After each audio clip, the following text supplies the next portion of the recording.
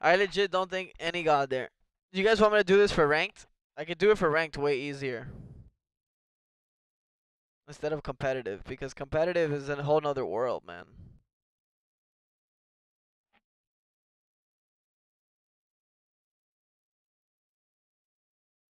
I'm gonna do a tier list for how to get to masters. This tier list is how to get to masters.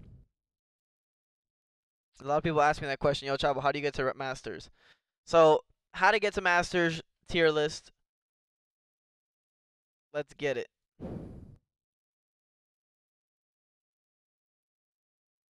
So, Ao Quang is up on that SS spot. Why? I'm not gonna do it Y for every god, but I'll do it for the gods that are SS. One, he has an execute.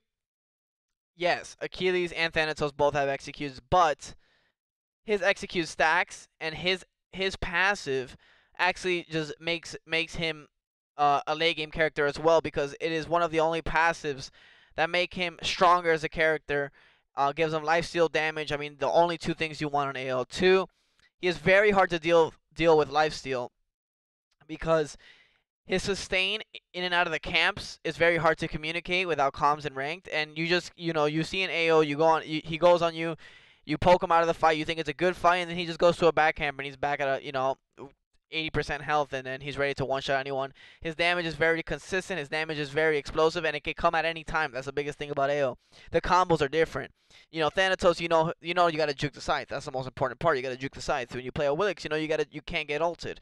You play Bakkasur, he's gonna, the ult is an important part, but AO brings like the factor of um surprise. You don't know if he's gonna ult 1, 2, 3 combo you. You don't know if he's gonna 2, 3, 1 ult, or you don't know if he's gonna 3 then pop his 2 and start autoing you, then illusion explode and then shoot his 2 in range.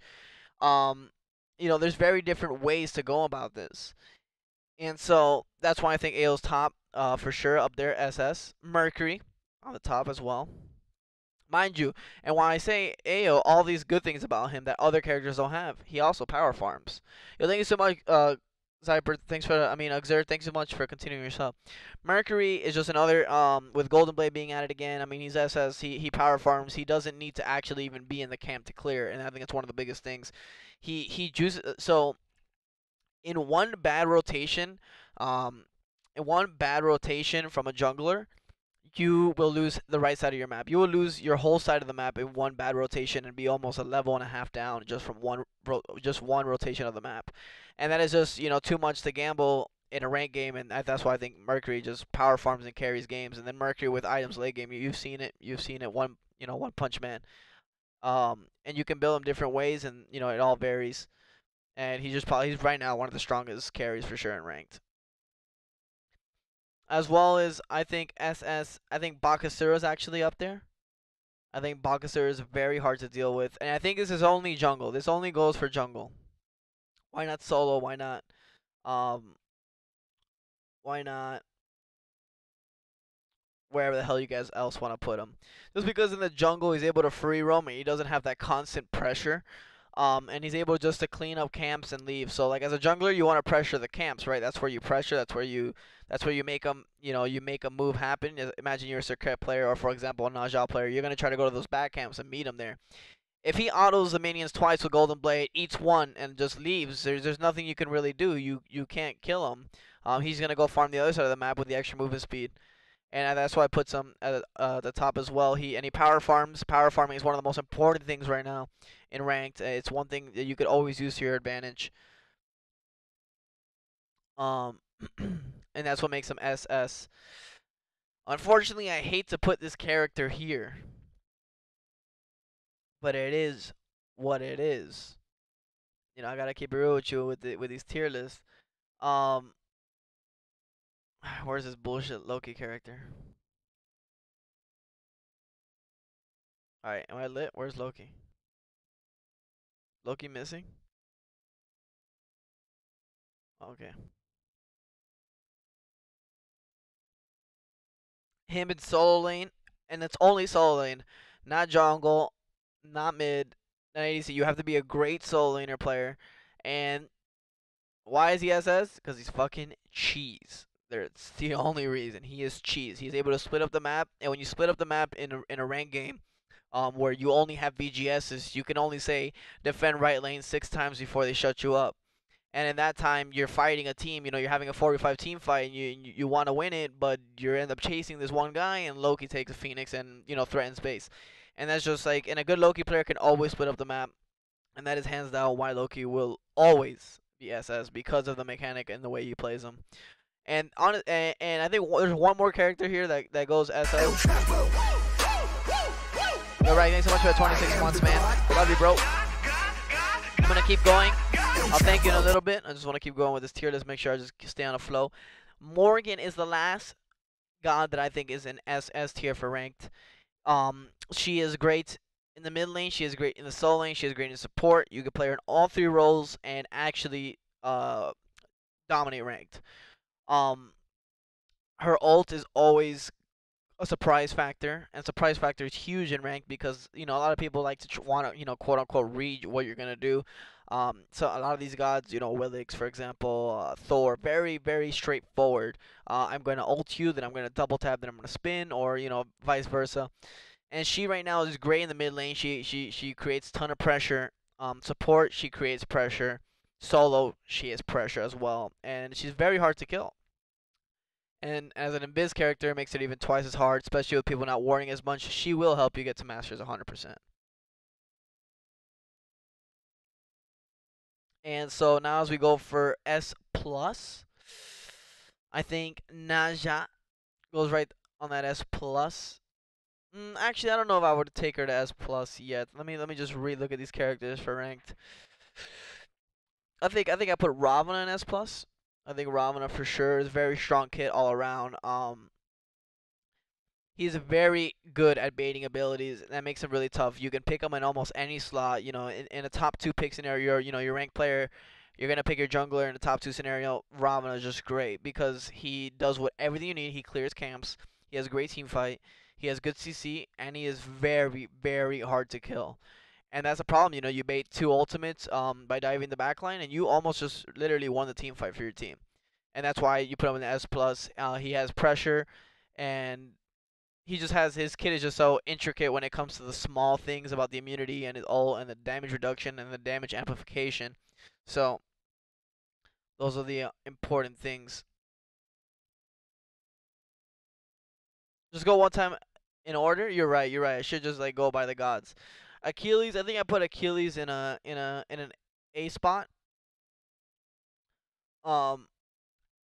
Achilles is just a very strong character all around. I mean, he brings great pressure in solo. He brings great pressure, and he is pretty strong in the jungle. But the thing is the hybrid build with him. So a lot of people, when you see an Achilles, the first thing you think is, oh my god, he's tanky. And in reality, when you go, on hybrid build, and sometimes you even lean a little bit over to the damage, he can catch you off guard with hitting you with 2-3 abilities, a stun, and then you're already in execute range, and it confuses you. Off work. Time to grind. Then gym to get them guns. Yo, thank you, Smoke. Appreciate that $5 dono. I will get to you in a second, man. Hit up that gym. Kill it, brother. So Achilles, that is my reasoning for Achilles being A+. Agni, I think Agni goes right up in this A spot as well. I'm gonna put him in the same spot. Why? I think Agni just brings that constant pressure in the early game and mid game, which a lot of junglers and a lot of ranked players, like in the early phases of like diamond and platinum, they really always want to defend the red buff. They want to defend right mids. They want to defend left mids, and you really just can't. Versus an Agni, you have to cut him off early in the early game, and a lot of people don't know how to gank him in the early 2, 3, 4, 5. I mean 2, 3, 4. As soon as he gets 5, he becomes a threat in a bunch of different ways. Whether he 2s and then stuns, or bomb stuns, or dash stuns, then 2, then bombs. He has a lot of way to play his kit, and I think that puts him in a good spot. He has a great clear. He has a great sustained damage, and he has a great burst as well. And I think that puts him in a great spot. I'm losing Cobb. I'm gonna put a Musikab in a B spot just because dual lane is such a weak spot right now. Dual lane, you're just so underleveled. The lane is so long. You need constant vision. Just to farm to level 5, level 6, level 7, just to get by those small early game levels. And Yes, he can 1v1 very well, but most of the time in jungle you're not gonna, I mean in a duel you're not gonna get that 1v1 very often. The support's always there trying to leech or get farm. Junglers see it as a free kill and a free way in ranked. So Musikov I would stay away from, especially just because the way the duel lane is working right now. Alpuash I put him in an A as well. He can work mid for a great burst damage. The only thing about him that I wouldn't want to play him is just because he's very in a top 2 pick. I think Apache is like more of a B. But once you're able to have your choice of when you want to pick him, which you can communicate with your team, it's very easy to be like, hey, I don't want to pick my god here. Any of you guys want a god? I'm sure one of them will say something. I think Apache is great in the solo lane. He has sustained damage. He is hard to kill. And by the time you kill him, and in solo lane, you could probably get Gold Fury, invade red, and because it takes him a while to kill. You throw your ult, you're always gonna get damage. He's almost like martyrdom. If he dies, he's gonna get tons of damage off, and that's usually what you want. Um, as well as you could put him in mid and or solo. He has great damage. He has great burst. And he has great sustained damage as well. The only thing is that he's he doesn't have the mobility, but he brings damage all the time. Amaterasu, I'm gonna put at a. I think I'm gonna put at a C. She's very very decent at support. Um, I think in competitive she's really good, but that's because you can use the aura really well. In ranked, you're not able to use you're not able to communicate with your team like, oh yo, I'm gonna give us a damage application. I'm gonna speed us up, group up, group up, group up. It's very hard to like control your team, and she's only decent right now in support and solo lane. I feel like she's kind of not as good because you're isolated most of the game. She's only good around the team fight part because her aura is so great. Outside of that, she's pretty easy to kill. I mean, all you gotta do is block her dash, and then she just forced to use ult at that point. And it's very I feel like it's very easy to just to know what she's gonna do. She's very predictable in a sense, and so that's why I put her in that C spot. On her, I'll put him on a B plus. I think on her is just like a very solidified hunter. He's high skill, high I would say he's kind of like high risk, high reward. You miss the impale, you're kind of like out of slots to fight, but he is strong when used well. In mid lane, kind of trolly, but usually in dual lane he has high pressure in the early game. But outside of that, you have to be landing everything very consistently to make him shine. And so here then we'll do Anubis. I think Anubis considered the B plus as well, just because Anubis is just a character that has super high pressure in the early game, but very easy to kill. And if you're a ranked player trying to come up, Anubis, you have to have position really well. You have to keep in mind that your team has a 50-50 chance almost of feeding. And a team that's ahead against an Anubis is you can never go to left mids, you can never go to right mids. You're just a free kill just walking around, and you don't want to put yourself in that position where it's a 50-50 gamble with Anubis. Afro. Afro, I think I put her in the B spot as well. You have to be like a very, very solidified, great Afro player to actually make use of her in ranked. You have to get to the mid late game, and a lot of these games are already tilted one way or another in ranked, and you want to have influence in when this is late game or not. You want to have influence on whether your team is ahead or not. In these ranked games, and Afro, you kind of just have to sit in lane, and then around mid game, you come online and you start to heal your team. But with counter healing being so big right now, I just don't think Afro's that good, especially if you're climbing to masters. Apollo, I would put him in an A. Apollo's good at split pushing. He's good at you know coming to these mid fights. A lot of people forget what Apollo does, and he is good at. He's pretty decent at boxing, and he's great at rotating to these fights. People always forget, the lack of communication. People forget, Apollo's rotating in, picks up 2 kills, and there's a free opportunity for goal for your fire portal, where that's where the game is almost kind of determined in the early mid game, for these ranked games. So I'd put Apollo in the A. Arachne. Arachne I put in the C as well with Amaterasu. She's very cheesy. She can work well if you get super ahead and learn how to use the spiders properly for farming, but she farms so slow. Maybe with Golden Blade she's a little bit better with farming, but still kind of weak, and has to be played from ahead the whole game, because from behind she just walks up 3-1s and has to run away immediately and or use ult. So that's why I put her in that D spot. Aries. Aries I put in that B spot. I mean, he can carry a game from support, but it's just with support being camped all game and ranked, and you being so behind. You have to be a serious Aries player. You have to be probably 70% plus with chains on accuracy. And it just it's too much to weigh on. I'd rather have like a more sustained support. Aries is very do or die, and you don't want to put yourself in that rank. You get behind, your team gets behind, you get ganked once as Aries. You're level 4. You're running around with a pair of boots, and you're just dying over and over.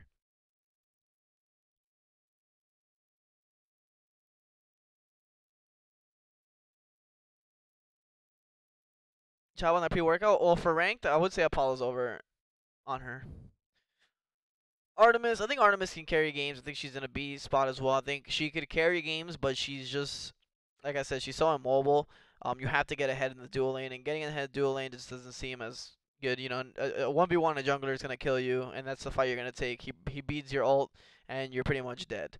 And so you have to bail on him having not no beads, the assassin having no beads when you get caught in the jungle looking for a purple, looking for a rotation.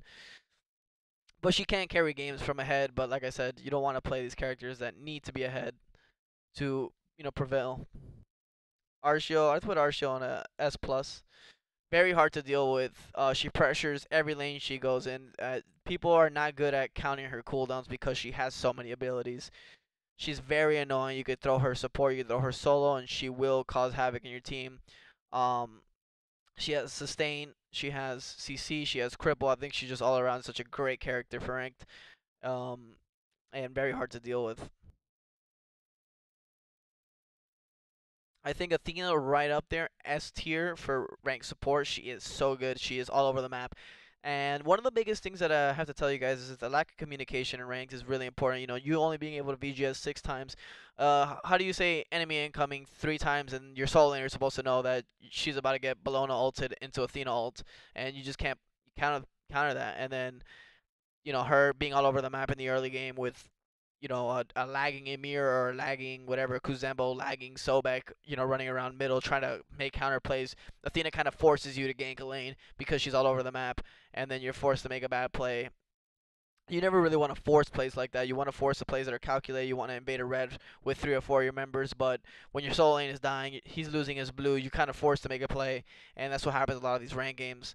I think Athena's just a great pick for support right now to try to win some games. Willis, I think, is in an A spot. I think she's very good in the early mid game. You get ahead, she starts stomping. But from kind of even, she's okay. She does well in farming. She's kind of a niche pick. That's why I put her in A. I think actually I'm gonna lower her down to the B because she's very niche picky. She's very readable as well. Just in late game team fights, she's kind of useless. I would say compared to a Hunt Bots or a Mercury or a Thor, Naja, Susanoo, those characters, because she just has to weigh on someone not having beads, and usually the people that don't have beads are the tanks, warrior, support, and you don't want to be pulling that in the mid late game. But she is good in the early game. If she can get ahead, she can snowball very well, but that's just if she can snowball. But I think even if she doesn't snowball, she's still fine. She still brings damage to the table. She does bring one of the best CCs, which is knockups, to the game, but it has to be behind, so that's why I kind of put it in the V spot. Bacchus, Bacchus, I think I put in the B spot as well. He does cause havoc from ahead. He's very strong when it comes to he kind of lane bullies a little bit. His clear is kind of bad, but he has great kill potential. And in these dual lane fights, it's not really much. It is about clear when it comes to invading purple and stuff, but a lot of these times they're fighting at level 1 in ranked, especially. So Bacchus flop probably one of the best CCs to fight at level 1. He does get in your face, and now with him being a little bit buffed with the 3 applying counter heal regardless of how drunk he is, I think it was pretty good. And he does bring a lot of damage to the table. He's good at diving backline. You're not used to a support coming in and just killing your mage off the bat. So I put him in a B spot. I think he's pretty good. Baron, this piece of shit character. I think I put him in the S plus spot. I mean, he's just so good. The 3 is so hard to miss, and it's a root. It's a slow as well. It's a slow into a root, so that makes it insane. He has great sustain. Even with all of these nerfs, continuous nerfs to him, he is still very prevalent and ranked. You pick him up, throw him in solo. Comes to the fight level 11. You know, he's dragging in 2 or 3 of your characters, pulling beads. Think about that. A tier has to get a 3-man fearless for him to pull 3 beads or even actives. Baron just coming over, pressing his ult that he's not gonna miss, and pulling double actives 80% of the time. And that's just the biggest thing about Baron. He's so strong, regardless, because a lot of his abilities are very hard to miss outside of the one, which is his main damage. But when you're building him tank, which you're building him solo support, he doesn't really matter about the damage.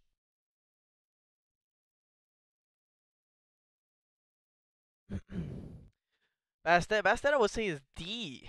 First D we've had. Bastet is just so weak right now. I feel as if she's a very, very, very niche pick. She's gonna get out farmed every time.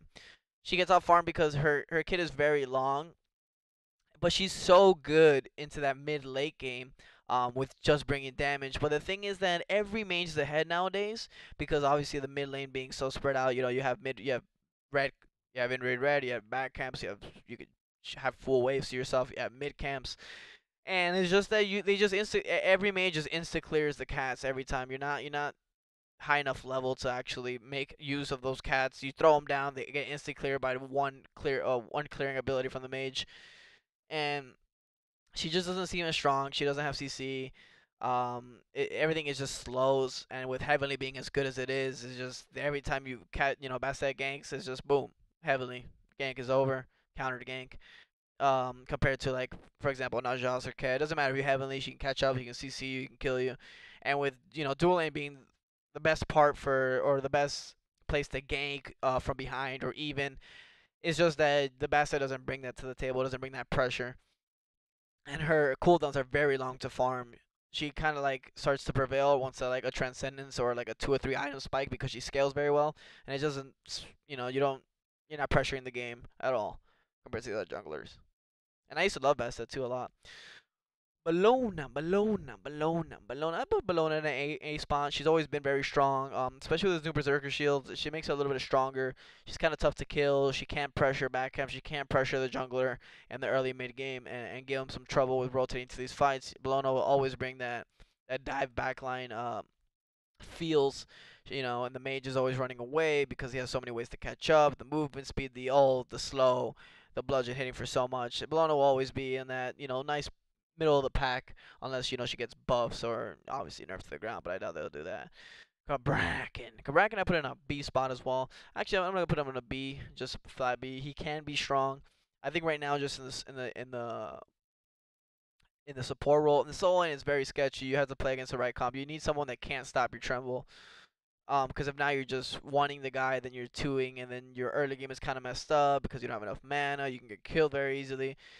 It's just, I think Braken's just in a good spot at B. It's fine. I think he's fine where he's at right there. Camazos, I think Camazos at a C. He just doesn't bring that pressure. Very easy to read, in my opinion. He doesn't bring enough. I feel like his dual gank isn't as good as it was before.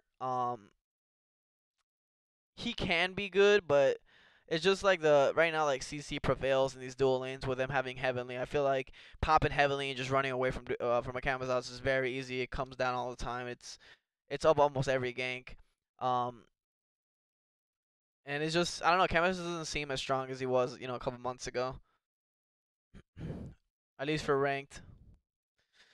Serb, I put right up there on the S spot. I mean, Serb is just so good. He counters the healing as his passive, which is good. I mean, it's great. A lot of these people, everybody building lifesteal.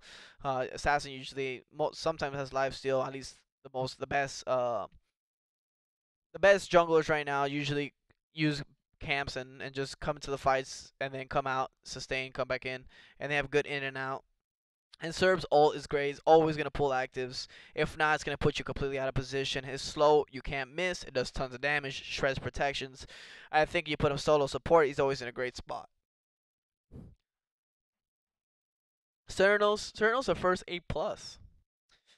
I don't know if I can put him A+, though. A+ is a weird category.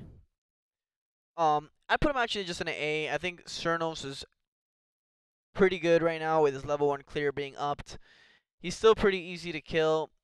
I don't even know if I can put him in A. I think he's just better at B. for ranked because his dash is very easy to cancel, very easy to read. His root is a lot better though for that level 1 fight. It does 100 damage, which is a lot of damage to the minion wave if they stake in all stacks. But he's very strong in the late game. Once he gets his crit online, he has a lot of self sustain, and he can turn the tides of a game, but just not to the point where he can kind of carry by himself in ranked. He needs kind of that support to get there to that late game mode. Chalk, I think, is an A for ranked for sure. I think Chalk is just consistently always pressuring. He comes over, he throws a couple axes, he gets a 3-man ult. He's very hard to kill, and in ranked, when you're trying to get to masters, a lot of people have this huge problem of just they can only see one thing. And if you see a Chalk in your face and you just want to attack him, he's in your face and he's just sustaining really hard with shield, with Garnet Shield, and being in a nuisance. And that's what you kind of need from your solo, just in a nuisance for and then your carries to just wipe the backline.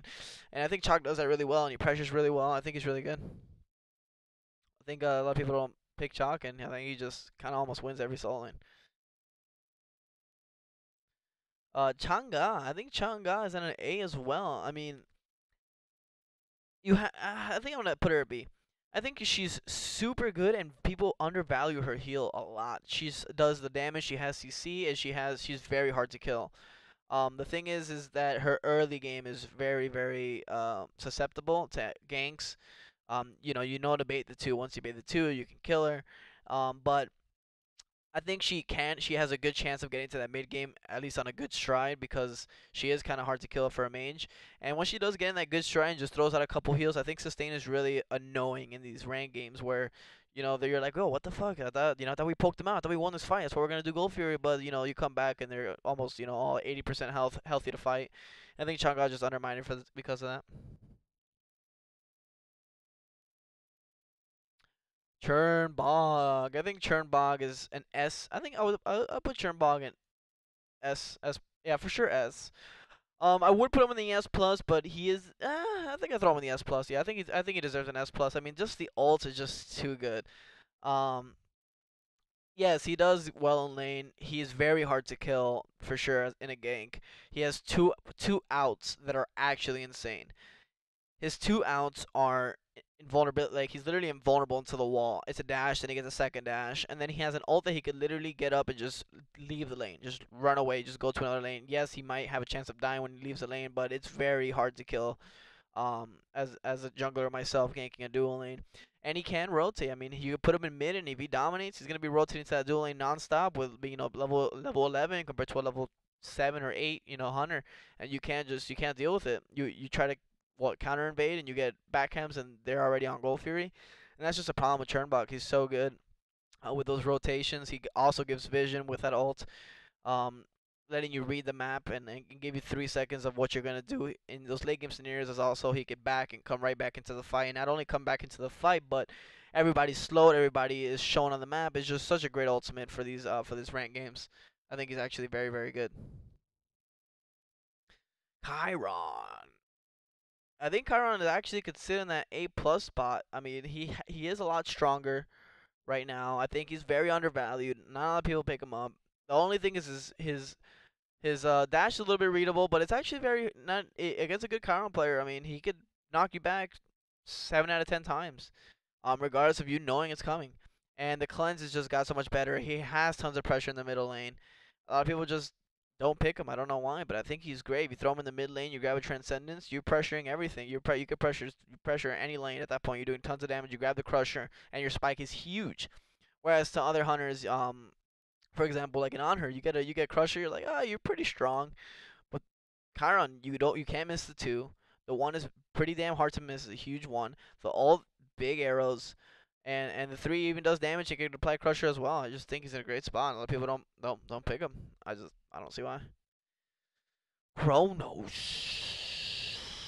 I think I'm gonna have to put him in that B spot, man, for ranked. He just doesn't bring anything to the table outside of that late game presence. He's hard to kill twice in a sense, but if you put him in the dual lane, he's just gonna get trashed over and over. He's very easy to kill. Even if you rewind, you have a whole lane to chase him. Mid lane, he just doesn't bring that one shot potential until like late game, and your team may be behind already, and you're just you're 3-1ing and you're doing 500 damage, 400 damage, and that's your combo. That's all you bring to the table. And other mages are comboing for a little less than 1,000 damage at that point. Into that mid game, and just Chronos is just you have to wait for the complete mega late game. And I feel like characters like that in rank just don't prevail. They don't do that. They don't do as good. And then so we're gonna put my man Kulkulkan, even though that's not how you say his name. Chuchu, I call him Chuchu. Chuchu has always been good. I mean, he just pressures soul lanes super hard. He always forces rotations. I mean, if he's transforming properly and just invading back camps, he makes jungles life super hell. He brings, I mean, pressure is the name of the game and always will be for Smite, and he just does that so well. He has, almost most characters with two sets of abilities. I mean, two I would say stances, I guess, are just always so good in Smite, and I think Hyris just doesn't see that, but he is always gonna be great in ranked. He's very hard to kill. He has tons of CC. He has a fear. He has a root. He has a knockup, and on top of all that, he pressures. So I think he sits nicely on that A+. We're gonna put Cupid. Cupid. I love Cupid, man, but unfortunately I gotta put him in that B+ spot. I think I gotta put him in that B spot. Maybe even C, but not. I think B is in a good spot. He's great against cripples, but that's really the only time you could really pick him. Outside of that, I mean, he has decent sustain. A lot of people forget about his sustain, which is great out of combat healing. But his damage, I mean, the only time you ever pick Cupid is if they got an Willix, they got a Fenrir, they got something in that atmosphere. The cripple really hurts. They got 2 or 3 people. I think then Cupid's a good spot. But you need the cripple to be really big for Cupid to be strong. And outside of that, I think he's just brings the same thing as every other hunter. His damage is a little bit lower. That's about it.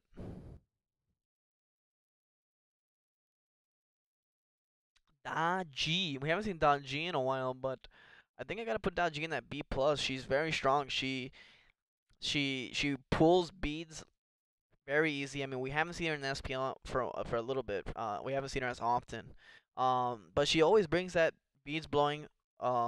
She's very hard to kill because of that. She could sit on the temple. She could 3 away. She could 2 away with the extra movement speed. The only thing that I would say hurts her just a tiny bit is that her clear, she can't power farm the same way AO can, or Mercury, or Naja, and that just makes it tough for her. She's always trying to power catch up and farm, but her team fight and her ganks are always very effective, and so I think that's why she sits in that B+ spot. If you were able to not fall behind and farm, her team fight is great, and I think that's why she could sit there. Discordia. Discordia. Where would we put Discordia? I think Discordia can go into that B spot as well. I mean, she's very strong once you get to that mid late game, but her 1-2 combo is just too weak until like level 8 or 9, where you get a couple extra levels into the one and the ult. Then she has a decent combo. She is very hard to kill. That is for sure one as a mage, but she doesn't. You have to be hitting those very consistent 2-1 combos on 2 people, or 2 to 3 people very often for her to be pulling out that big damage. And she just doesn't bring that high pressure. Like, I see her to score, I'm like, oh, she's gonna hit a 2-1, but then I just dive her. Then she throws ult on me, I beat and kill her. And she just seems like very easy to read. She's not easy to read just because the CC immune is so long on her ult and her 3. It makes it a little bit tougher, but her damage I feel like is avoidable. She can miss it, and she doesn't bring pressure in the early game. You're gonna get your red invaded. You're gonna want to defend it. You're gonna die often. So I just think that puts her in that B spot. Erlang Chan. I think Erlang sits in that S spot. I mean, he's strong in the jungle. He's very strong in the jungle. He brings pressure. He brings CC in 3 different forms: a pin, a root, knock up, and a taunt. You could throw him in support. He does the same. You could throw him in solo. He does the same. He brings pressure all around. He brings tons of CC. He's not easy to kill unless you have the right comp. And I think that just puts him in a good spot. I think S is a good. You could pick him up most of the time. I would say like 90% of the games you can pick him up and he's gonna do well. Fafner. Fafner I put in an A support, our first A support. I think he brings a for ranked. I think for ranked I gotta keep him a B+ just because you're not gonna find, when you're trying to get up to masters, you're gonna find guys that are not mechanically as gifted as PBM and those supports and Jeff. They're gonna be and Millsy. They're gonna be hitting their stunts 90% of the time, 80% of the time. They're gonna be hitting their CCs. And that's just the biggest thing with FAF. If you're not hitting your CC, you're almost useless. You're just like walking around, trying to, I guess, disarm someone with your three, putting yourself out of position. And it just doesn't see him as often. I think in ranked, you want to kind of stay away from Faf. He's not an easy support to play, but he does have a high ceiling. And if he is played well, he is very, very strong. But I don't think Faf is that strong in that aspect. I'm going to try to speed up the process. We do have a goddamn lot of gods. Fenrir just thinks he's in a B spot. I mean, it's very easy to read. The jump is the only thing that you could kind of mess with, but when you see it, it's coming. The three, the brutalize, very easy to cancel. You can't really stick on mages as often because mages are so ahead nowadays. It's a good dual lane gank though. I think about no, I'm lying to you. I think I throw Fenrir in a B plus spot. Even though it doesn't seem like a lot, I think in my head, in my mind, I think B to B plus is a level up. He is pretty strong into most scenarios. A lot of people, don't. You just keep picking up that support. You keep throwing him into your team. It's always a great way to initiate the fight. It's very straightforward, and you can do it, pretty often. Freyja, broken house gone. I mean, it's SS. She just pressures mid lane so hard, dual lane so hard. She just pressures super hard. A lot of people don't know how to deal with it. They kind of want to fight her because she's Freyja and she's a mage, but she just one shots you. She's hard to kill with the whoop. If she uses it properly, she could pressure most lanes. Her mid lane game is very very strong as well. I think she just goes up to the SS as well. Ganesh. Ganesh, I'm gonna put in that B spot. I mean, he's just really not that strong. I mean, I would say just flat B. He you have to be really, really, good with that silence, and you don't want to put yourself in the scenarios where you have to hit like perfect silences for the support to actually be beneficial and be strong. You want to make it easier for yourself. You're just trying to climb the ranks. You're a support player. I mean, Ganesh does have a good, decent damage with a new buff and the protections being decreased as well inside the ring, but it just doesn't. This doesn't attract me. I mean, you throw the ring in the wrong spot, you're just almost useless. He doesn't feel that strong, in my opinion. The support, Geb, fucking, where's Triple X? This guy's a God's OP as fuck. Geb, you have to put in the S department. You literally throw shield on someone, you knock up someone, you ult someone, which is very hard not to do. I mean, almost impossible if you ask me. And you win the game. You literally do exactly what a pro support does by just shielding someone, ulting someone, knocking up someone. And it's just very straightforward. You're literally playing the full potential of the god by just doing that by itself. And it makes it very tough for these ranked players to just focus down one person. You throw a shield on them, you throw heavily on them, and it just makes them impossible to kill. And now their fight is all messed up because they were chasing that one mage for, the first 3 seconds of the fight.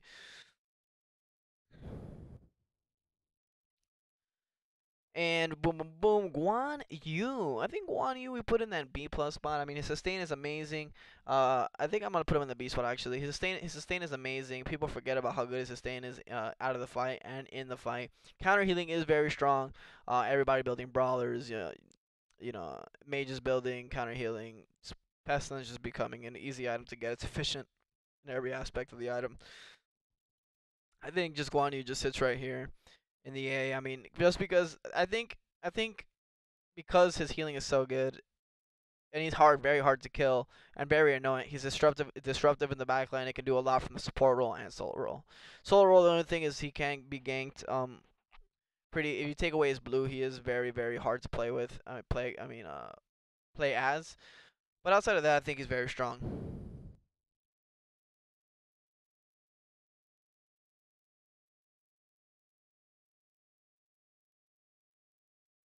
Hachiman. No, I just don't think tier lists make sense for SPL. I don't think tier lists are for SPL. Tier list and SPL is a meme. You can't make a tier list for SPL. It just doesn't. There's counter picks. Picking and banning is a card game itself. Making a tier list for gods. There is no god that fits this in the competitive and the pro level. I don't care what you say.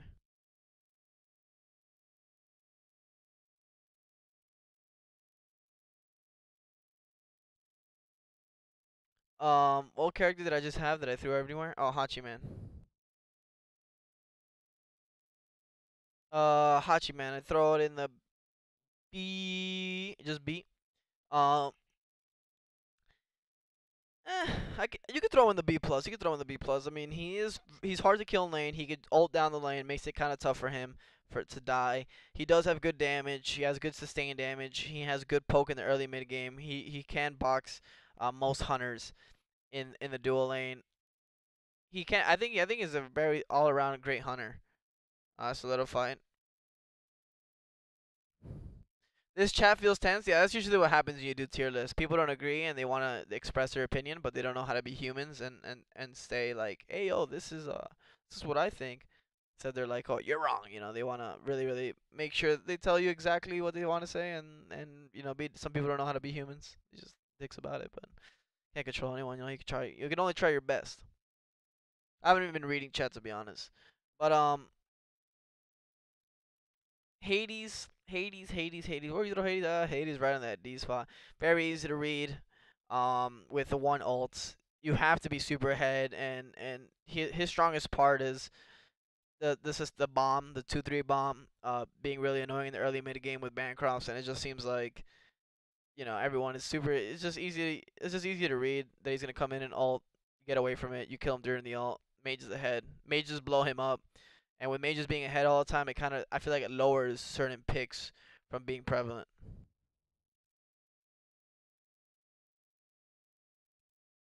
Hebo. Hebo I think goes in the S plus. I mean, Hebo's just a martyrdom. He's gonna, if he gets ahead and plays a role right, he's gonna kill everyone. And if he even gets even or behind, he's still gonna put out tons of damage. And his jungle clear is good. He can play a mid as well. I think he does really great in ranked. He's an easy way to get a masters. Just locking him in, throwing him in the jungle, getting your Bancrofts, getting your Spear SL, and just one-shotting their carries and tilting them is a good way to tilt with Hebo. Hell, I think you could throw in that A plus. I mean, she's very hard to deal with, especially in the. She's good to like. You have to focus her early mid game. If you don't do that, which a lot of junglers aren't gonna do that because in the ranked game they don't understand that they have to kill the hell over and over for her not to be to be super bad. She's very strong. She's just sustained. She's very hard to kill. The cleanse, the slow. She brings a lot to the table. And if you throw her in mid and she just starts doing tons of damage out of nowhere, I think the best way to build her is hybrid in my opinion. I mean you can build her full damage and one shot people, but then you get one shot, you can get one shot yourself. I think the best way to build her is hybrid and just make it a little bit tanky, make it harder to kill, so you can still get those heals off and those cleanses off, but still putting out some good damage. So I think it's really she's in a really good spot for ranked. She can carry games from the mid lane. Um and or solo. Gotta be careful of the Odins. Hercules, I think I throw in an A spot just with Bellona. He's good. He can rotate over. I mean, he's strong in the laning phase. With a boot start, strength the ward to buys. He punches someone, puts you out of. He has an easy combo that he can throw you from 60% to one shot. And outside of that, his rotations are okay, but he's very easy to read. I mean, he has to be mega ahead to be like really annoying. But he's always been in a good spot. Um, sustain is good. He's hard to kill. But I think once it gets to the late game, he doesn't become as scary just because everybody has a brawler. Someone has a brawler. Someone has counter healing on the pestilence. Just too much counter healing going around, and the 3 just doesn't make those crazy spike heals. Hoo yee. I think Hui is like in a B plus as well, right? I mean, he's great in the 1v1 scenario. His clear is really bad in the early game. This puts him in a tough spot to like farm up and not get super behind. And his late game, his mid game is good with the Suns and the damage spikes that he gets. But outside of that, I think Hui sits good in that B spot with on her. Like he has good outplay potential, but he's not gonna get it a lot of the time. Hun to throw right in there at an A plus spot as well. I think Hambash is just really good in that mid game. Um, if, like he's really you can't group up against a Humbaz, right? And a lot of ranked teams just forget that. You see Humbaz, you forget you just trying to chase his kill down, and then he gets a 4-man ult, and the fight's over right away because he pulled 2 or 3 beads, and or the tank is split up. It's about splitting up the fight. he pushes the Athena into the whole team, and the other two guys use beads and want to get away because he's got Humbots ulted. A lot of people don't think, oh, I beat Humbots ult, let me fight. And so that's why I think Humbots is really good in ranked. His early game is kind of tough. It really is. You have to know how to farm and just be safe for a little bit, and then after that you can start. Once you hit that 5 and you get those warrior to buys, you start to get on your roll, and you can get on your little spikes. Isis, yeah, Isis has to be D tier. She just everything interrupts her one. Almost every good jungler right now interrupts her one, and that's her nuke damage. I mean, yes, her spirit ball is her nuke damage, but that's her CC as well. It's not easy to land versus very good players, and it's just you just get killed by everything. When it comes late game, you have to hit a max range spirit ball into an ult to actually be an impact. She's only good versus certain characters. It's just too picky for ranked.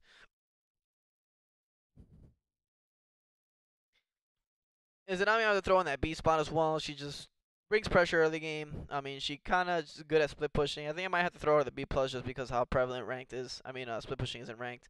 Outside of that, she just clears well. She has good pressure in the early game with her blades going through. Outside of that, she just easy to read. Any tick damage, any crusher just makes it impossible. Her 3 just kind of useless.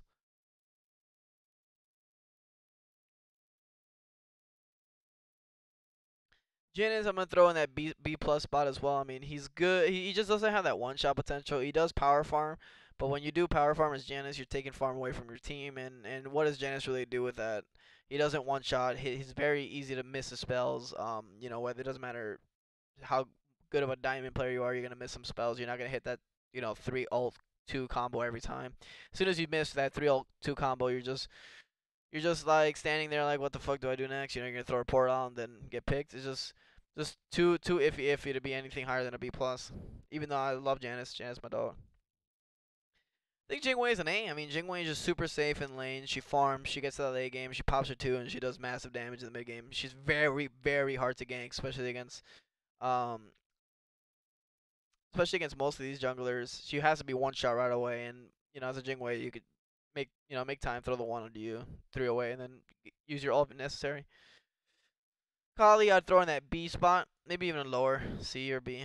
I'll leave her in that B spot just because of Golden Blade. Lets her power farm a little bit better. A lot of people don't pick her, and even though Golden Blade is really good right now, I mean, just pretty stacked item if you ask me. It does help with her clear. Um, she just doesn't bring anything until like she gets concise and a little bit more, and by that time the game is already tilted one way or another in ranked, and you want to, like I said, you want to be impact, you want to be part of that goal lead or experience lead, and as Kali you kind of just walk around and hope to get all your farm and make sure you stay on pace with the other jungler as he's ganking. Capri. I think I'd throw Capri straight up in the A spot. I mean, he's good pressure. He has 3 forms of CC. He has an ult that's hard to deal with unless you have like executes, and he's just good in general. I mean, he's just good. I mean, you throw out your 3, you throw out your 2 on your team mitigation. You already did your job.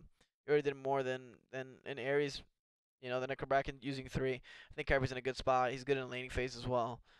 When you do gank the dual lane, you gotta kind of focus him because if not, he's gonna ult his teammate and make it really hard, and then it gives opportunity for a counter gank. Kulkulkin. I think I throw Kukulkan in a B. We'll say yeah, B plus spot.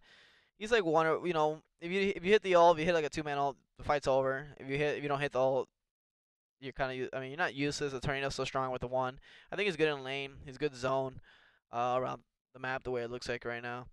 I think he's just good in a B plus spot. He's always been standard, good clear, good defense. I think his defense makes it really hard to push into Phoenix, and I think that's what kind of pushes him up to that B plus spot. If not, I think he'd be B. Kumba. I think I throw Kumba in the A plus spot for support. He's very annoying. If you know how to use him well, you can literally zone 2 or 3 people properly as a support, and that's doing a lot as a support. And I think it's just really good. I think Kumba just his laning phase is great with the root 1 or the root 2, however however the scenario goes where you want to level your abilities. But he's just good in general. He makes it easier to focus fire as well. In these fights, in those rank fights where a lot of people are just sharing damage and fighting and choosing the wrong targets, and I think it makes it pretty easy. I think legit same thing for Kuzemba. I think you throw Kuzemba right in that A plus. I mean for support, super annoying for your team. He just stands in front of your carry and he does enough damage where the carry actually has to think twice about whether he's going to position or whether he's going to go into that fight or not. And I think Kuzembo's just He's strong right now. I don't know what Tyrus is doing making him that strong, but he's strong right now, and he has a good, really good laning phase because that level 1, 2, 3 is takes so long, to actually get to that 4, 5 that you his 3. If you get pushed, if you're a hunter, you get pushed through 2 or 3 minions. You're at 20% health bar, and it makes it super annoying for him. For any mage or any carry to play, and tilting is the name of the game in ranked. Medusa I put in that A spot. You could throw her mid. You could throw her. I think you could throw her mid. You could throw her into dual lane. I think she's good. I think she's solid. She plays her game. The ult is really strong. I think with Heartseeker, a lot of people haven't been using Medusa Heartseeker, and I just think people are tripping because the thing about Heartseeker is people are like the first thing they think is Uller, right? When you think about Ulers, you're casting like 3 or 4 abilities, so you really never have time to proc those Heartseekers. But Medusa actually, with Heartseeker, she's always autoing in most of the time, and then when she does want to use her burst, use it all at once, and that's when the Heartseeker kicks in. And I think a lot of people have been undermining that. And I think she's strong in the mid lane. I think she's strong in the dual lane. I think she's strong. I think she deserves this A spot. Neith, I think Neith just sits right there with her in the A plus spot. I mean, the A spot. She just Heartseeker just gave these two characters a great spot to deal with. I don't really think it affected Uller at all. I mean, people pick it up on Uller. It just I don't make, it doesn't make sense to me. I'd rather have more pen and more damage than have one ability, one 3 or 1 1 do an extra 100 damage when I'm casting 3 or 4 abilities at once. Doesn't make sense for me for the Heartseeker, but. And Neith and Medusa in a great spot with Heartseeker, especially Neith. I think she could even be bumped up to A plus, but I don't want to do that yet. She's still very easy to kill with the backflip. She can't be put in dual lane as easy. She's just way better at mid lane, and that's why she kind of sticks here. Her mid lane is so much better than Medusa's. But the thing is that Medusa's better in dual lane than Neith is. Neith is super trash in dual lane, so that's a problem with her in my opinion. Nemesis. I think Nemesis sits in that B plus spot. She's always gonna be good at that one shotting a tank, and tanks just are just not good at sitting there with 100, less than 100 procs just because of her ult, and so it makes it kind of tough for her to. I mean, for the thing about her for me is the farm. The farm is a problem. She gets out farmed very easily. You die once in the wrong spot, that a good assassin will outclear the whole map by the time you slice and dice. The only thing is her slice and dice has such a long cooldown, right? You slice and dice back camps, you go to blue, you don't have slice and dice, you have to use your one, and that means as you're going to left mids or you're going anywhere else to gank, you don't have your one, which is like your Thor hammer, which is your the way you get in and out of the fight. That's just my problem with her. And heavily being as strong as it is, I think it makes it even tougher for Nemesis to play. No, Jean. I think Najee just sits in that S plus spot. She pressures really well. She farms very well. She makes it really easy for your team to single out one person. Her coin toss is so strong in the way the map is made right now in these fights around the gold fury, right mids, red. And a lot of these people like to group. They forget Najee coin tosses literally will make you lose a fight. And and I think the focus fire is one of the most important things in ranked. I mean, Najee, she just helps you focus fire. You see someone in the air, you're waiting for that person, just throw your spells on one person dead, 4v5 instantly. And I think Najee will always do that. She can also do that in support. That's the biggest thing for me. She's very strong. Nike, I think you put her in a B spot, flat B. She's good into the late game. Her passive is like, wow, it's so damn amazing, but it's so hard to get there. Um, by that time, the game is already tilted, and like I said, in ranked, you always want to have an influence. You're trying to grind a masters. You're trying to make it. Maybe your goal is GM. You want to make sure you have an influence in the ranked game in the first 15 minutes, and not just sit there and do it in solo and just be like, oh, we'll have my auras in 20 minutes, and be like, and then rotate. Her one is very easy to dodge. The three is very predictable. She's okay. I mean, she absorbs damage, but I feel like she's not enough of a threat to actually put damage on her. Happy birthday, Menace. Knox. I think Knox is in a A spot slash B plus. I mean, she's so. I think I'm gonna leave her in the B plus spot. She's just super strong and very annoying. Like you have to be very consistent with a 2-1, and that's the problem with her. You miss the 2-1 combo. She's almost like she just sits there, and so. But if you do get a consistent 2-1, she is very annoying. She's blowing beads left and right. It's very similar to like a Thanatos size scythe. If you're hitting it, you're hitting it, you're winning it. But you can't bail on ranked players or ranked in general to be hitting it consistently. So you gotta sit her in that B spot. Um, Nuwa. Nuwa, like I said, is kind of sitting like in the same spot as Knox. She does amazing in the mid late game. She blows up tanks with the minions being pen have the pen on the minions. Her ult is great, but she has no influence until like the mid late game. I mean, you're just a 2-3 bomb um up to like level 12 until you're really comboing people for good chunks of damage, and at that point your red was invaded. You're behind or however, but she does farm safe, so that's why I put in that B plus spot because she will get to that late game um new wall eventually, and she's a little bit tough to kill if she's able to play it properly. Odin, I think is an S plus character. I mean, the cage is so hard to deal with.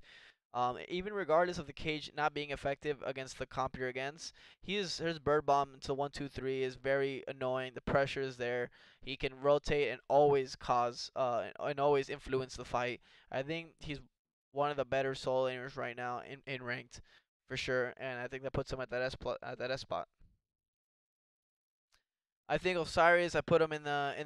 I think I put him in that B spot, man. He's supposed to pressure, but I feel like if you just clear the wave, you back up as a solo laner. There's not much you can do. You could rotate to the back camps, but then that's a chance of you dying. And as a solo laner, you're giving up a lot of experience. I think Osiris is like kind of whatever. He doesn't have too much. He doesn't have lockdown. Yeah, he's annoying with the slow, but I think slows are a little bit weaker right now with Heavenly being as good as it is, like I've said, and it just puts him in that spot. Pele, we got another SS character. Pele is just super strong right now. I mean, her pressure's insane. She's amazing in solo lane. I think she's better in solo lane than she is in dual lane. I mean, in jungle. But you put her, you put her in the solo and you build her tanky. She's annoying. She can dive your carry. She has so much movement speed. She just always in your face. And if you build her tanky, she's allowed to be there. If you build her kind of like damage oriented, and the assassin, she kind of drops off late game, but she builds that pressure. She gets it so ahead with how quick she farms, and she just gets super ahead all the time. She's always ahead, just with the way she farms, just as Mercury and Bakkasur and AO. Poseidon just sits. I think sits at that. I think B or A. I just think. Yeah, I think Poseidon sits at B, man. He's always gonna be good with the Kraken, but he just becomes one Aegis and then he's kind of useless. One active and he in the late game fights and he's kind of useless. He does pressure well in the early mid game, that's for sure. Um, and I just think he's too vulnerable right now in the way the game is. He's too vulnerable rotating in through the jungle, regardless of his extra movement speed. But the Kraken is good for the early mid game. It just kind of becomes like irrelevant when it comes to the late game, unless you get someone with three actives down. But I think Poseidon's just in a good spot, B plus. He builds pressure in the early game with his clear. His Kraken is good in the early game. Late game, it just kind of hurts. Raw. Raw just sits at that A plus for sure. Raw just he brings that damage, especially with CC. He can bring a crazy amount of damage, and the sustain is just something that's always gonna be there. You half-ass win a fight at gold, and the fight is won because you have Raw, and you go to Gold Fury, you just sit there, you heal, and now they have to fight you with 40% health. That's what Raw always brings to the table, and Raw is actually very hard to kill right now, especially for a lot of junglers. He just throws his three on the floor, and he's healing. He has prots, and you have to sit into that Raw heal to actually try to kill him. And he has good self peel with his two, and and his movement speed. So I think Raw just sits nicely in that A spot, and he on top of that he power farms. I kind of want to bump him up to an S, but I think I'm just gonna leave him sitting there at an A plus. Raw is very good.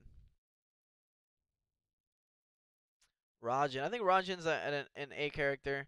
I think he pressures well. He has good early game. He has good mid game. He has good late game. He has consistent damage. He has a great escape. He has good interrupts. He's just all around a great character. I think he's like solid into a lot of picks. Anywhere you pick him, you're gonna most of the time you're gonna have pressure. Pick a god that I really don't see a lot in ranks, but I think he's very strong. I think if used properly, he could be even A plus. But you gotta know how to use the drums and the ult and when to taunt, when to push, when to pull, when to do damage, and that's important.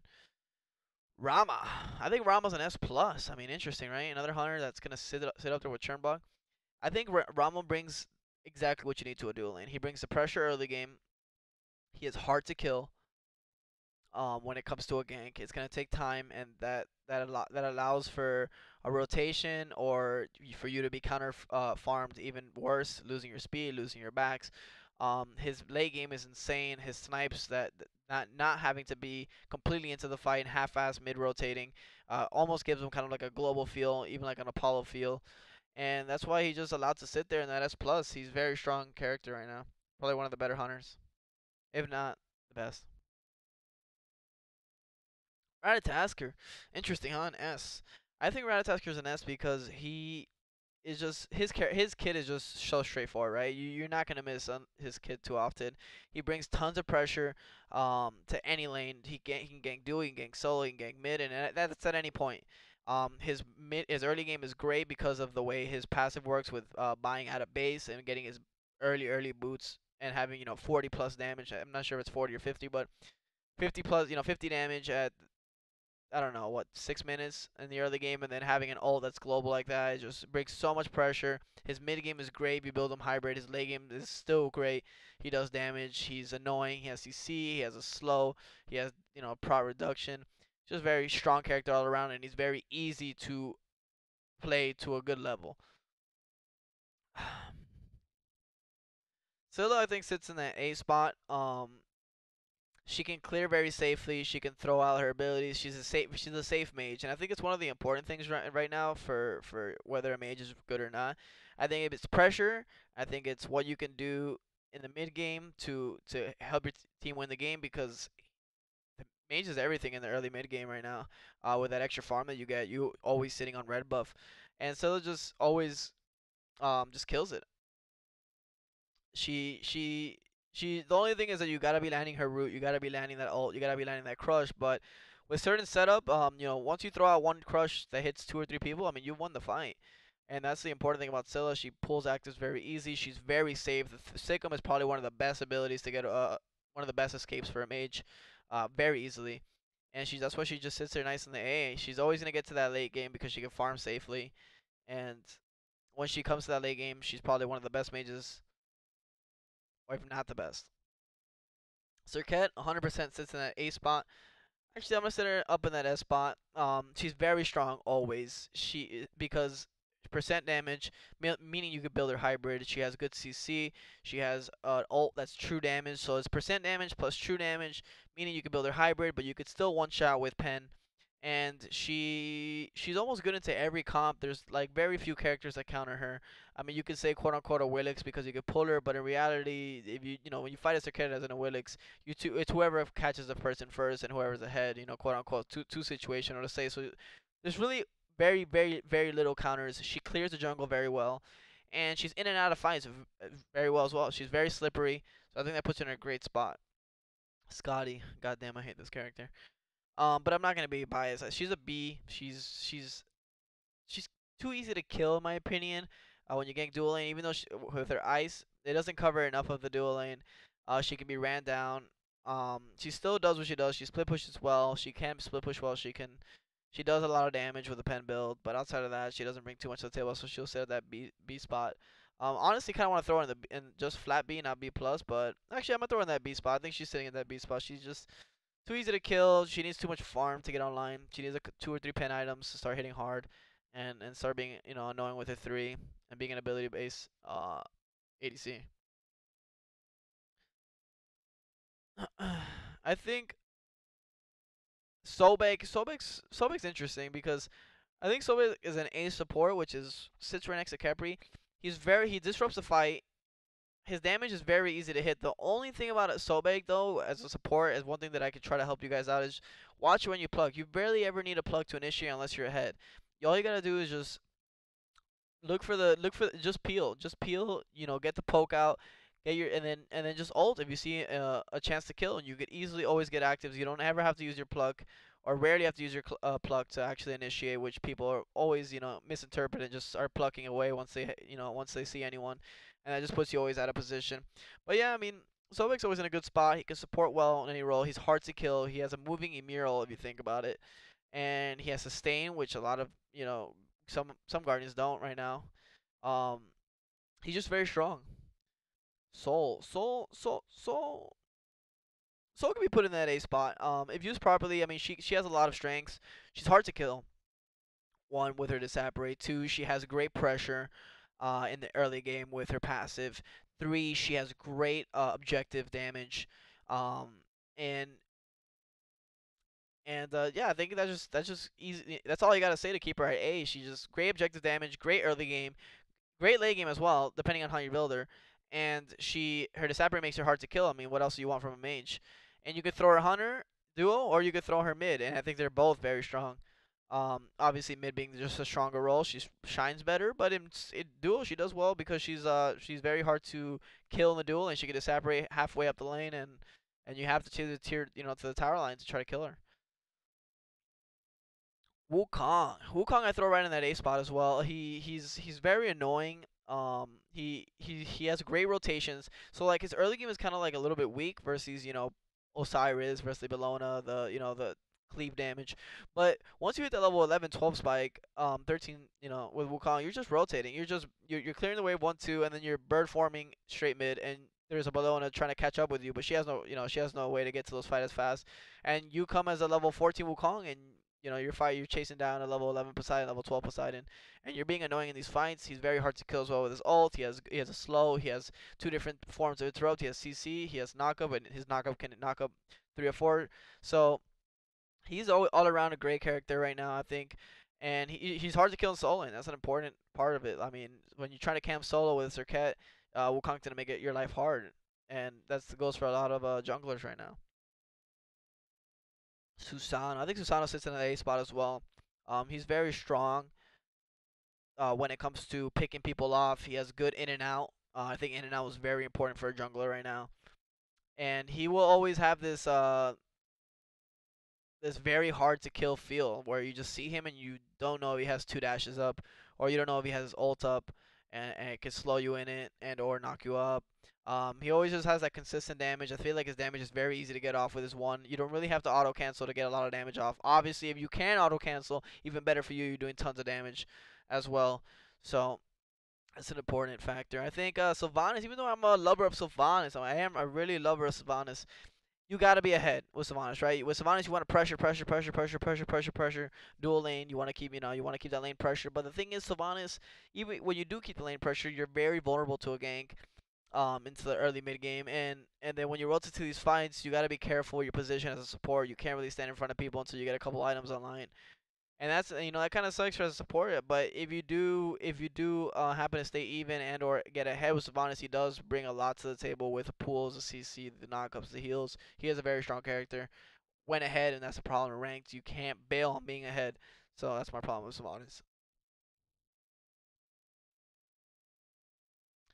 And I think Tara just comes up to that A list. I think she's just good all around. She brings a lot of damage. She brings CC. She's hard to kill. I think she's hard to kill off the bat. That's the biggest thing too.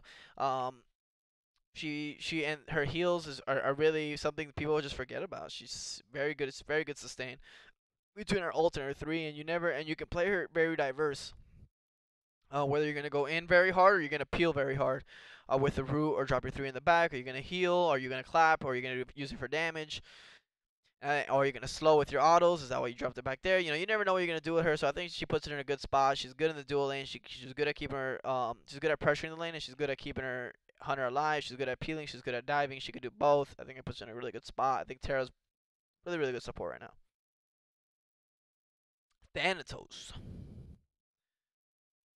I think Thanos sits on that A for ranked. Actually, I'm gonna put him on that A plus for ranked. I mean, he you have to be good at the character, and that's the one thing. But bailing on the fact that you're good at the game in general, and you're just trying to climb up the ranks. Thanos is a great character. He can snowball very easily. His late game is never disease. A lot of people think, oh, Thanos' late game is trash. No, man, his execute is 40%. If you drop under 40%, you're gonna get executed. That's a lot of goddamn health for tanks and supports, for souls and supports, and his scythe is percent damage as well, so he's always relevant to the game. His early game is great, his farm is great, his clear is great, his sustain is amazing, and he does bring a lot of tower push as well. And people forget about that. He does good damage to Gold Fury, um, and towers with a flat pen that he gets from his two. People just forget about that stuff, and I think that puts him pretty. It's a big edge, you know. That's why people pick Mercury, right? You could destroy towers. People play Loki. You could destroy towers. You know, clearing towers out is really important in ranked.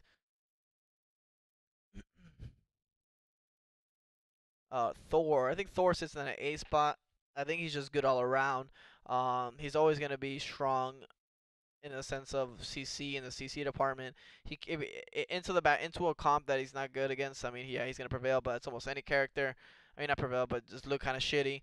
But Thor brings a good duo gank, and that's really important. His duo gank is very strong. His solo gank is strong as well with his combo. And he's just always, if you're good with him, you can play him. You can make him look A plus. But if you're just average with him, you can play him. You can play him and play him at the A level and still get a W and still be able to get a dub with him. Thought sits at A as well. I mean, he is very strong. Great defense at Phoenix. Great push, great poke. The only thing is just he's very vulnerable once he dashes, and if you get caught with your pants on the ground after you dash, you're dead, 100% of the time. And that's just the crazy part about Thoth. I mean, he has so many benefits, but his dash is so predictable now, and not having cooldown to completely like mid late game is just it's tough. Not having dash to use it for your stun. So people say, yo, he has a stun, but it's not reliable stun all the time. So I think that puts him in that A spot. He just can't show up mid and just dominate the lane. It sucks to see Tier in the B or B plus spot, but Tier just kind of falling off just because like it doesn't matter. Um, you lose one blue buff and you're kind of really behind. You can't just spam your abilities. He's better in the jungle in my opinion. But the only thing about late game Tier, he just doesn't do anything. He's just a control factor. He does not as much damage, and he is easy to kill if you're in their carry's face. Um, and he's just not where he was before. He just can't dominate a lane and just rotate over and just start fear to see whoever he wants. He has to stick in lane. His clear is okay, but he has to use so much mana. He has to use 4 abilities to clear lane, and that makes it kind of tough for Tier to then rotate. Without a blue buff, he just kind of gets dumpstered. Uller for ranked, I think you put him in an S. You play him mid lane, you can completely dominate the game by invading red buff and just non-stop pressuring the mid laner, especially against a mage. I'm sure some of you guys have seen me on YouTube do it before. Um, and even in dueling as well, he could do the same exact thing just at a slower pace. He could dominate the opponent. If he gets one level ahead, he's just very hard to deal with. He has too many abilities coming your way. He has too much pressure, and he will always bring that to the table. That pressure, and as a hunter, the ability-based hunter, having 2 sets of abilities as well is always going to be very strong. And that's Uller for you. You know what's fun? Vamana sneaks up into that A spot. A lot of people you haven't seen her much, but like I mean Vamana, she Chapo. Vamana we haven't seen a little bit. We haven't seen in a bit, but Vamana's always good, especially with like the way you can build right now. You can just go full protections and have actually decent damage, and you can zone very hard. And regardless of everyone having a brawlers or a pestilence or divine ruin, he can still sustain it and be a complete a nuisance in the backline and always diving, making it hard. His clear is great. He can proxy very well, and his rotation is good just in the way as Wukong with his one. I think Vulcan sits up in that S spot as well. He has great damage. The mask got nerfed a little bit, making him not have 20%, but I don't really think that mattered in that sense. Vulcan, you weren't using it for the 20%. The 20% was extra. Now it only has 10%, but it still makes him move ridiculously fast. It makes him his kiting is so good. His damage is insane. He has safe damage. He's never really in trouble unless you get completely locked down without beads. You could always peel. You could always, and he's always and a character that's martyrdom is very important too in Smite, because if you die and you're not able to drop any damage, it's just like you're not even, it's 4v5. But people like Hebo and Vulcan, if you die, you're gonna drop your ult, you're gonna drop your 2, you're gonna drop your 3 and your 1, and you're gonna do some damage to some people. And so if you do get picked, you're gonna drop some deeps, and it makes it easier to defend Gold Furies, actually take the fight after or whatnot. X-Ball's in the B plus. I mean, he just doesn't have good lane pressure, but his mid lane game is insane. The ult is super annoying, but you gotta know how to use it properly. And you're gonna put yourself in a deficit, and you're gonna have to hope on your team to do good things for you to come back in that mid game with how slow your farm is gonna be. But yeah, Jing 10. I think Jing 10 sits at a C. I mean, he just He's too readable. You can read him very easily with his double jumps and his knockups. He's just not strong. Like he's just not strong. His ult you can run away from with heavenly. It's not confirmed. Not confirmed good ult like Serb. Like Serb pretty much does what he does, but faster and better. And that's why I think like Jingten just kind of lost some love and just sits down there at that C. Ymir sits at a B. He just as a support you're really behind, and he's just so easy to pick. The comp has to be perfect with like them having 3 or 4 dashes and the wall being super relevant. Um, you gank dual lane, Ymir is almost always dead. I mean, you see an Ymir dual lane, you're running after him. He's probably gonna start jumping up and down because you know he has no out. And that's just a problem with Ymir with supports being behind. You see, in a meta where supports getting a lot of farm, Ymir can't prevail. I mean, his extra levels in the freeze, the CC is forever, extra damage. He's annoying. Um, yeah, I mean, it's Ymir. Zeus sits at a C as well. I mean, yes, he has tons of damage, but when it comes late game, you're always gonna get picked. You need peel. You need to build a comp around them, and that's just in ranked. You're not gonna get nobody to build a comp around you. So it's always something to keep in mind. Zeus just kind of lacks in that. He always brings the damage. He's always done that, but he's way too easy to kill. Um, Especially as a Zeus, you want to be rotating everywhere, right? You want to be rotating as a mage. You want to be rotating to that dual lane, help kill someone. You're the highest level. You rotate to solo. They don't have magic procs you can kill. Zeus does that very, very, very slowly, and you have an assassin running around the jungle the whole time. You don't know where you're safe, and Zeus just kind of just sits down there, and he can get ahead, but he's very easy to kill and just come right back into the game. Zhang, I think Zhang just sits at a B. I mean, he was really, really, really, really good a couple weeks ago, maybe not months, and he had so much procs. He was very hard to kill. Um, but now he just feels like he just pushes out lanes and he is tough to kill, but doesn't put out as much damage. So it doesn't really matter. You get through the Zhang ult with a heavenly, which everyone has, and or Shell, with everyone has. And before Shell was like you had to buy Shell versus Jean Kui, but now everybody picking up Shell. It's like I already have Shell, so like you counter Jean Kui for free, by mistake if you want to say it like that. And that's my ranked tier list, man. I hope you guys enjoy, man. I really try my best to just try my best to give you guys my best ranked tier list, how to get to masters tier list. Really went out of my way and tried explaining every fucking character, and you guys are the shit. Thank you for staying here and watching. You guys are awesome. Really, really appreciate that. I'm gonna go heat up some food, queue up for a rank game.